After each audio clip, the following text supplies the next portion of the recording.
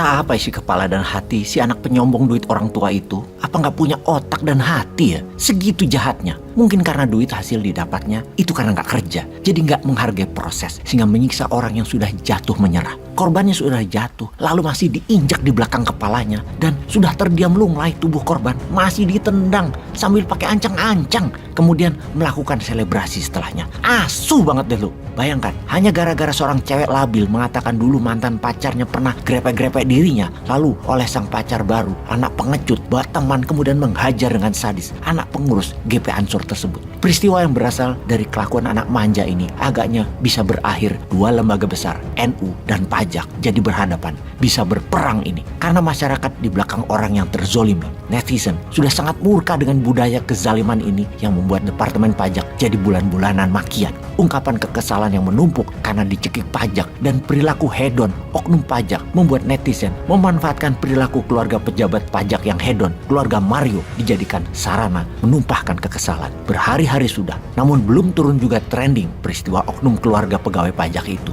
Kalau kita perdalam, sesungguhnya yang jadi permasalahan bukan pembayar pajak yang saat ini karena teriak kesal. Namun sesungguhnya pemerintah dan negara lah yang harus bergerak mengawasi dan menindak oknum pajak. Karena perilaku pejabat tersebut, mereka mendiskon uang pajak masuk ke negara. Misalnya, dari uang 100 juta seseorang harus bayar pajak. Jadi cuma 50 juta masuk ke negaranya, yang 20 juta ke kantong oknum.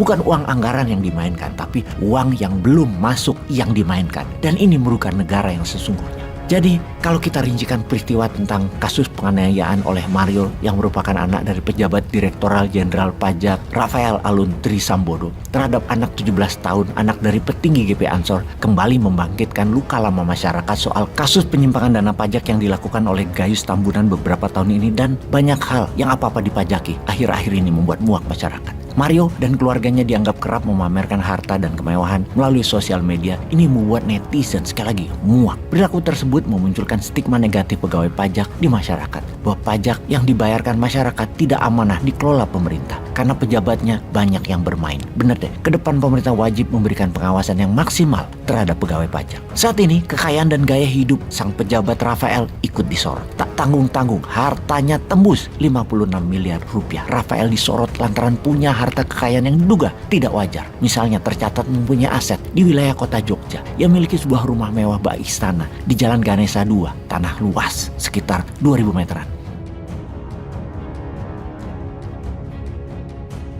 Rumah itu memang tampak mencolok dibandingkan dengan rumah warga lainnya. Dari segi ukuran pun demikian, terlihat lebih besar dan megah daripada rumah-rumah lainnya. Pagarnya tertutup rapat setinggi kurang lebih 3 meter dengan nuansa batu alam berwarna gelap dihiasi tumbuh-tumbuhan yang menjalar. Rata-rata rumah di sekitar sana adalah 300 sampai 400 meter persegi, tapi dia lebih besar. Kita kembali ke kronologi penganiayaan yang bermula tanggal 20 Februari 2023. Saat itu David dihubungi via WA oleh mantan pacarnya yang mau mengembalikan kartu pelajar. David pun Sherlock di mana dia sedang berada di rumah temannya. Kemudian ada mobil jeep hitam yang sudah menunggu di depan. Ada 4 orang di dalam mobil tersebut. Kemudian korban dianiaya di sebuah gang kosong dengan sadis. Diinjak di leher, ditendang di kepala. Dan ya seperti kita semua tahu, selebrasi dengan bangga menghajar orang yang tidak berdaya. Banci banget dah.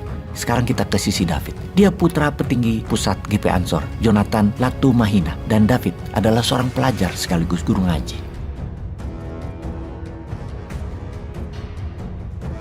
Kita dari sisi mobil yang dipakai Mario sekarang. Ternyata nunggak pajak mobil mewah bermerek Jeep Rubicon tersebut dengan nomor polisi B2571 PBP yang digunakan saat melakukan aksi penganiayaan. Wis lengkap iki perilaku oknum pajak ini. Harta perlu dipertanyakan, keluarganya tukang pamer, anaknya jahat dan sombong, gak bayar pajak kendaraan, dan gak bayar pajak pendapatan yang mana. Harta banyak datang dari mana kita juga gak tahu. Sudah susah kita berprasangka baik pada pejabat ketika menjabat hartanya melimpah ruah. Ya kalau berprasangka baik mudah-mudahan mertuanya tajir dan dia dapat warisan. Oke sahabat, bagaimana komentar sahabat? Masih percaya instrumen pajak? Atau seperti pendapat ulama NU, kalau berdasarkan referensi kitab kuning, kalau pajak masih diselewengkan, warga NU akan diajak oleh kiai-kiai untuk tidak bayar pajak. Tapi kalau pajak untuk rakyat, pajak untuk pembangunan, pajak untuk kebaikan, masyarakat NU taat bayar pajak. Tekanan sosial dan netizen ini penting demi pembelajaran supaya ke depan tidak terulang lagi kasus-kasus yang menyederai masyarakat seperti hal ini.